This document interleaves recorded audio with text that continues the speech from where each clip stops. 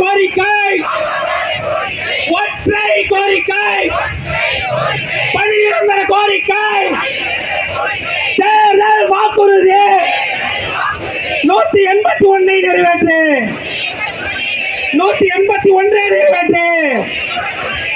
நீங்களே சொல்லியதுதானே, நீங்களே சொல்லியதுதானே, நிறைவேற்ற ஏன் தயக்கம், நிறைவேற்ற ஏன் தயக்கம்?